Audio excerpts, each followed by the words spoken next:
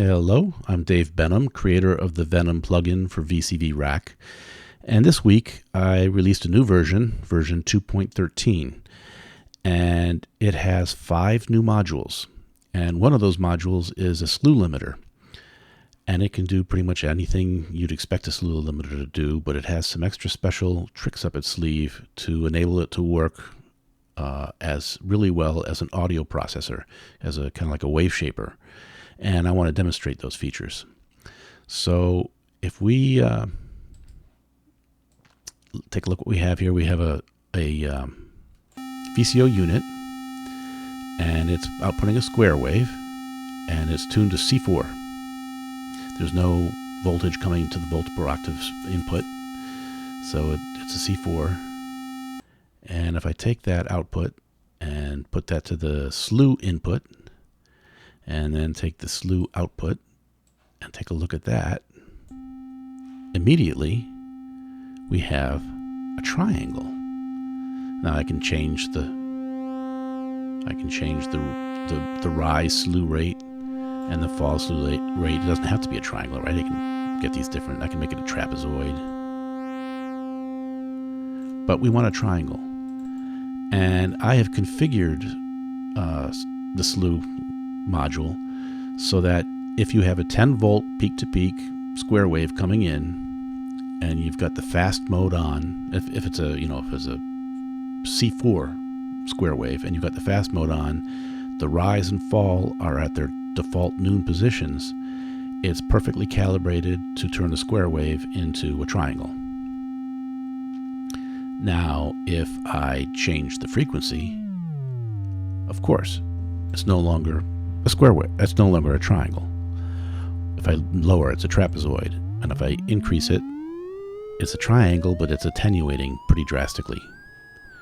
And we don't want that. We want to maintain a nice, even 5 volt peak to peak triangle no matter what the frequency is. So in order to do that, we need to add some control voltage. Many slew limiters out there don't have any volt per octave capability whatsoever. Some of them do have it where that you can patch to the rise and the fall. So we can do that with this slew limiter as well. If we take our output of our knob here, and let's make this -1 volt. So that's going to drop it 1 octave down. Frequency is cut in half, but which means the wavelength has been doubled. So we need to double the slew rate. We have to increase it by a factor of 2. And the way it's configured, calibrated, 1 volt of CV, if you add a volt, it increases the slew by a factor of 2. If you add a negative volt, it cuts the time in half. Well, we've got a -1 signal going into the VCO unit to bring the pitch down. We need to go the other direction. We need a +1 to double. And so we just simply apply -100% to the incoming CV, and lo and behold, we're back to a triangle. But now, as I move the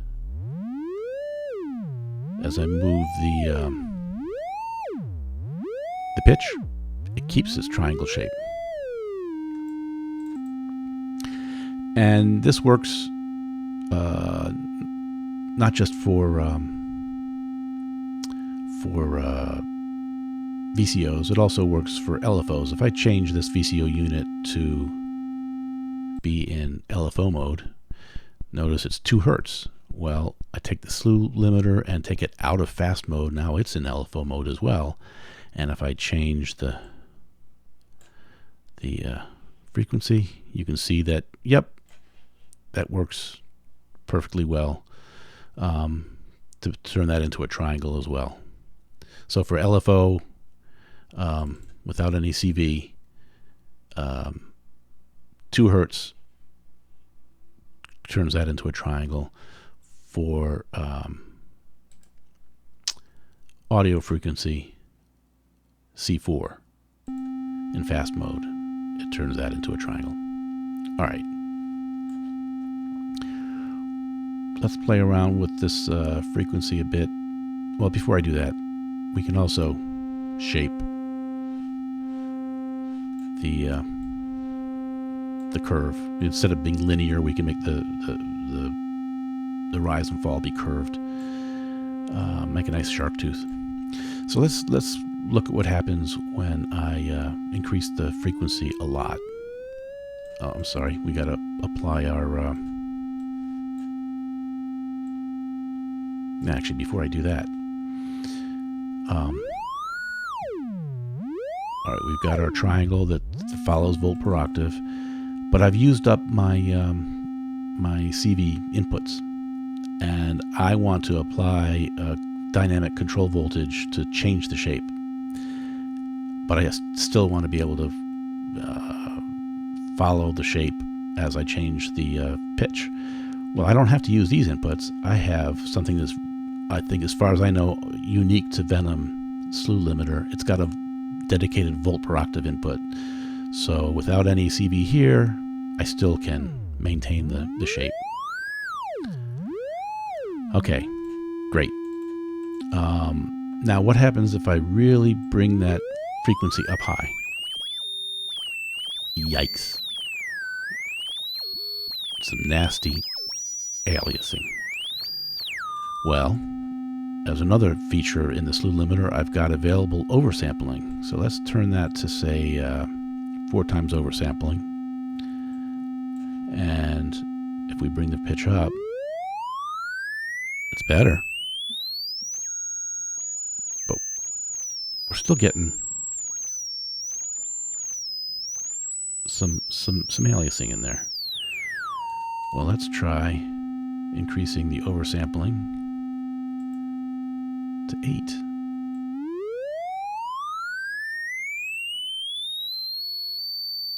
That's pretty good.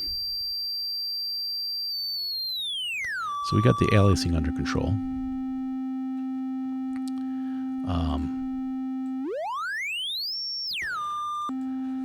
Now let's get some interesting sounds. We've got another VCO unit, and I'm going to apply that in audio at the audio rate, a sine wave, and I'm going to apply that as CV to the rise and fall. And let's bring this in. It's tuned. Ahead of time, I tuned this to an interesting ratio where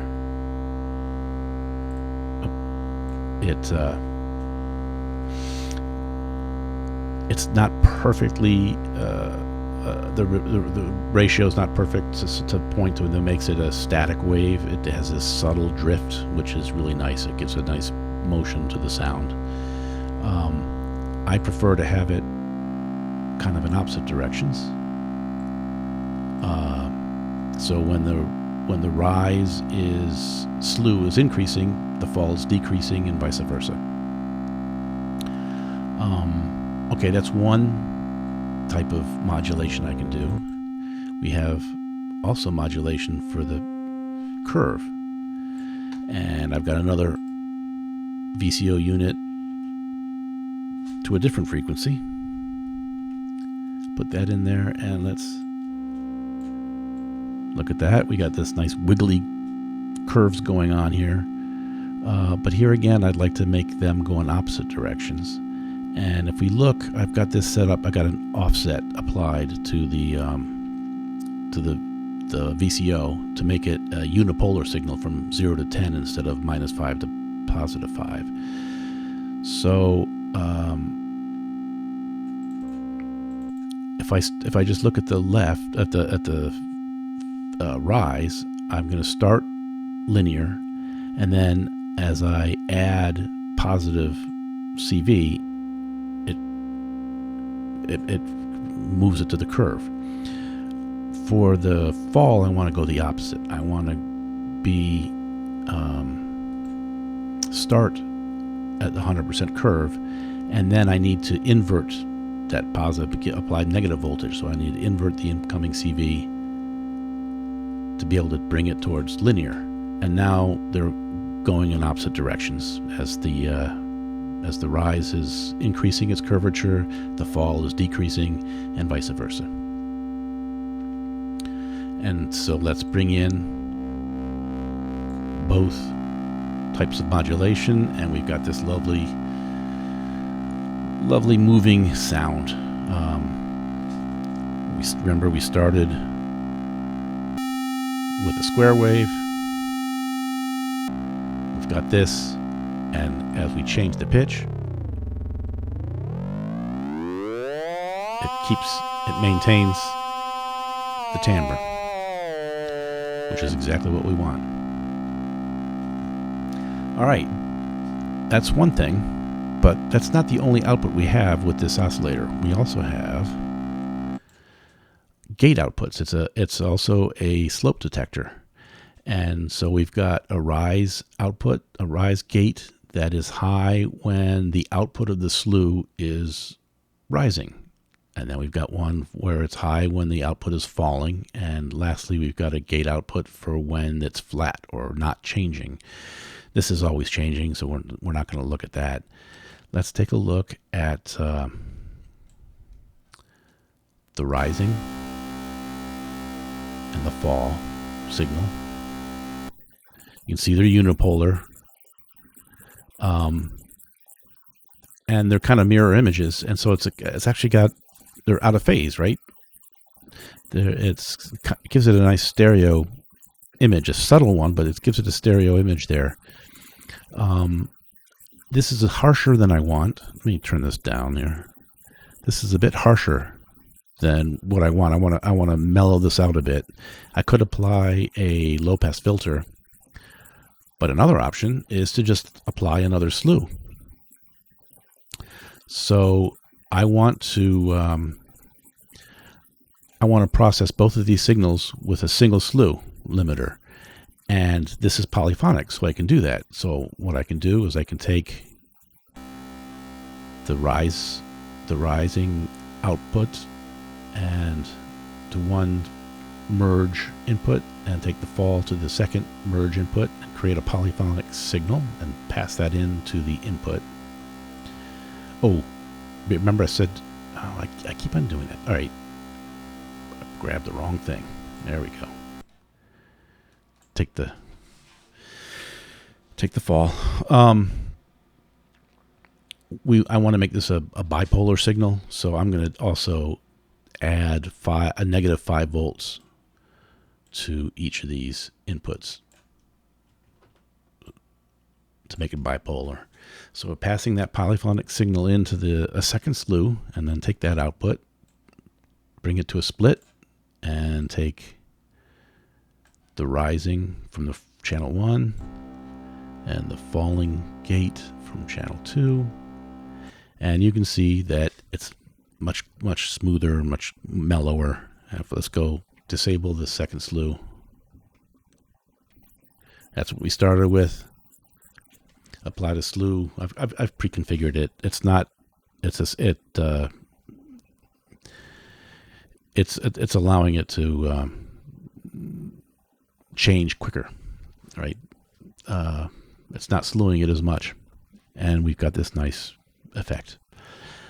If we bring in the original slew rate signal, that's what we got. You might be able to hear that's definitely mono, right? Left in your ear if you got headphones on, hopefully, or listening to a nice stereo. It's very flat, very mono. And then when we bring in the gate outputs, you can hear that it becomes much wider. All right, that's enough of a drone. I also have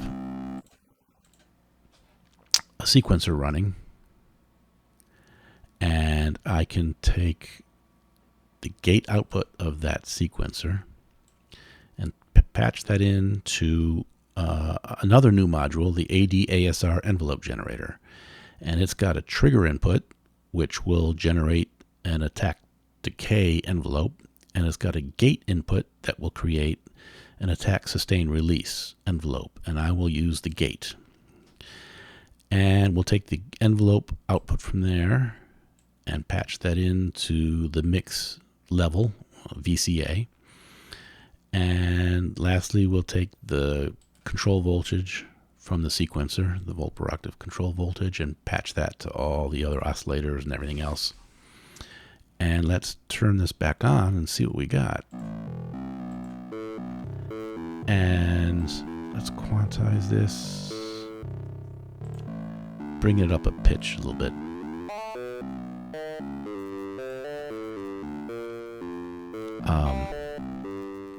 It's not the most amazing piece of music, but it's a lot more interesting than a drone.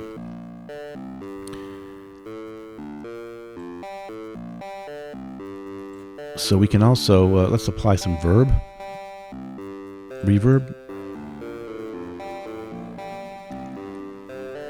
I think it's a really nice sound, and we started right, just a simple square with some slew rate, some slew limiting, and some modulation. We got this really interesting tone. I want to try one other thing, just for fun. Not just use the slew limiting. Let's actually add a filter in there. I got the Volt Unstable filter, and I'll take the signal from the oscillator and put that into the input.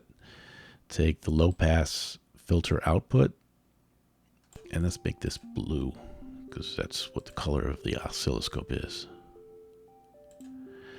And it's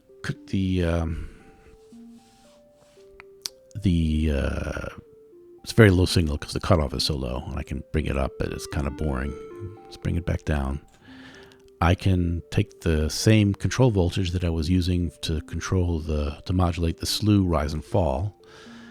I can apply that to the cutoff, and I'll also apply the volt per octave signal from the sequencer to the cutoff. And that's getting more interesting. It's still pretty quiet, but I'm going to take the second modulation that I was using to modulate the shape, and I'll apply that to the resonance and also to the drive.